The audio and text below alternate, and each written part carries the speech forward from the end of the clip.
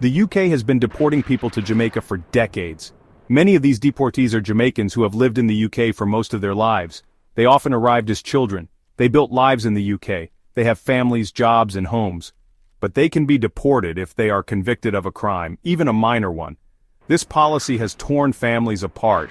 It has left many Jamaicans feeling lost and betrayed.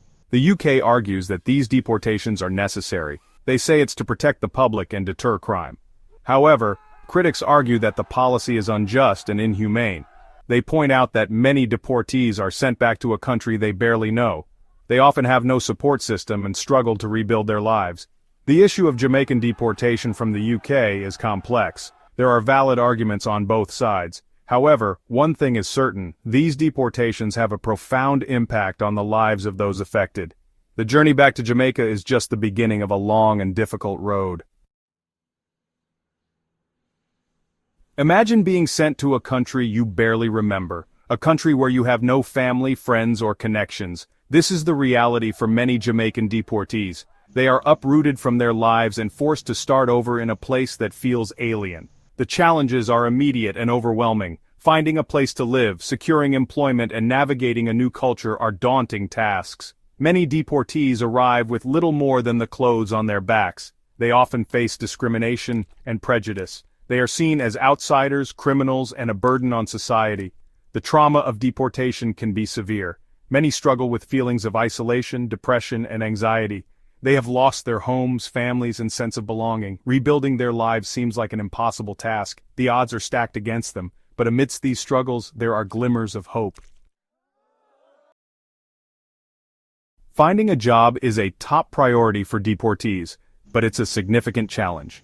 The Jamaican job market is competitive. Many employers are hesitant to hire deportees. They often view them as risky or untrustworthy. Housing is another major hurdle. Many deportees end up homeless or living in overcrowded and unsafe conditions. Affordable housing is scarce, and landlords are often reluctant to rent to deportees. The separation from family is perhaps the most painful aspect of deportation. Many deportees leave behind children, spouses, and parents in the UK. The emotional toll is immeasurable. They face an uncertain future, separated from their loved ones. Reintegration is a long and arduous process. It requires resilience, determination, and a support system. Fortunately, there are organizations and individuals dedicated to helping Jamaican deportees. The British High Commission in Jamaica, in collaboration with the Jamaican government, offers some support services to deportees.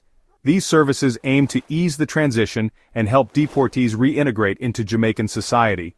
One crucial service is providing information and guidance.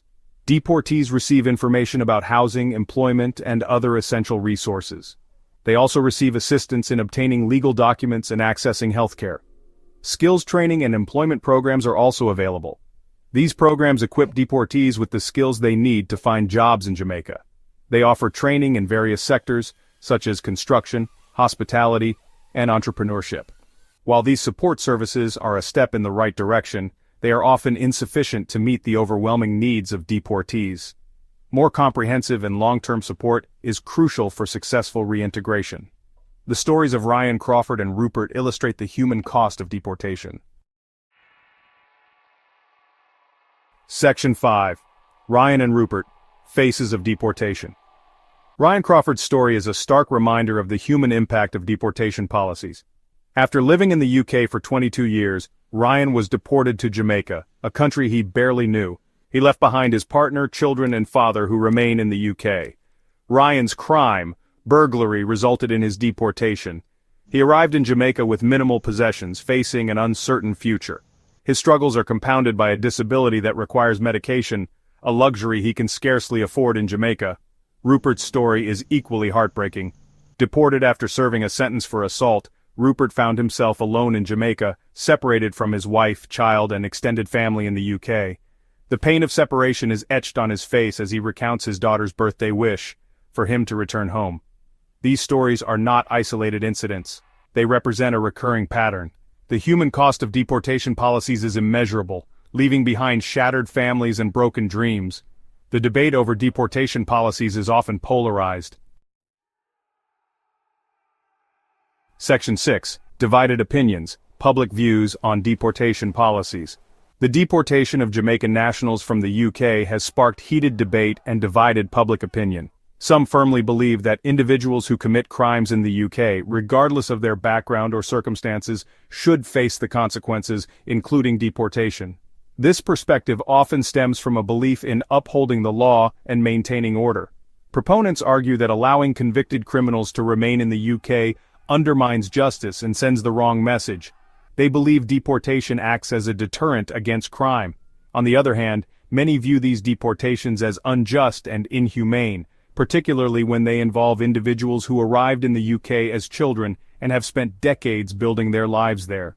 They argue that deportation in these cases amounts to double punishment, uprooting individuals from the only homes they have ever known. The debate over deportation policies is complex and emotionally charged, reflecting differing views on justice, fairness, and the meaning of belonging. The Windrush scandal cast a harsh light on the UK's immigration policies. Section 7. Echoes of the Windrush scandal. The Windrush scandal, a shameful chapter in the UK's immigration history, revealed the devastating consequences of flawed policies and systemic failures. It exposed how individuals who arrived in the UK legally from Caribbean countries were wrongly classified as illegal immigrants and faced deportation threats. The scandal ignited outrage and prompted calls for reform. A leaked draft review of the Windrush scandal recommended reconsidering the deportation of foreign national offenders who arrived in the UK as children, or, at least, reserving deportation for the most severe cases. The Windrush scandal serves as a stark reminder of the human cost of flawed immigration policies. It underscores the need for compassion, fairness, and a commitment to righting past wrongs. Amidst the challenges, charities and organizations provide a lifeline for deportees. Section 8. Temporary havens, charities providing shelter and support. Upon arrival in Jamaica, many deportees find themselves in a precarious situation, often with nowhere to go and limited resources.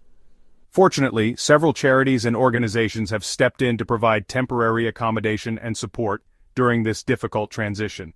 These charities offer a safe haven for deportees, providing basic necessities such as food, shelter, and clothing.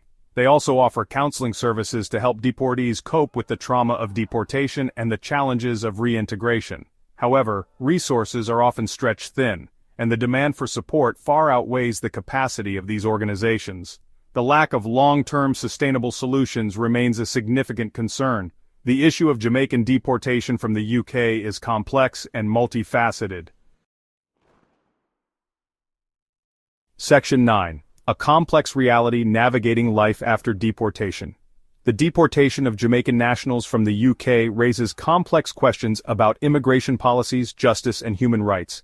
It highlights the challenges of reintegration, the impact on families, and the need for compassion and support. The journey of deportees is fraught with obstacles, from finding employment and housing to navigating a new culture and overcoming the stigma of deportation. While support services exist, they are often inadequate to meet the overwhelming needs of this vulnerable population. The debate over deportation policies is likely to continue, reflecting differing views on crime and punishment, immigration, and the meaning of belonging. As the UK grapples with these complex issues, it is crucial to prioritize the well-being and human rights of all individuals affected by these policies. The stories of Ryan, Rupert, and countless others serve as a reminder that behind the statistics are real people with families, dreams, and aspirations. Their experiences challenge us to approach this issue with empathy, understanding, and a commitment to finding just and humane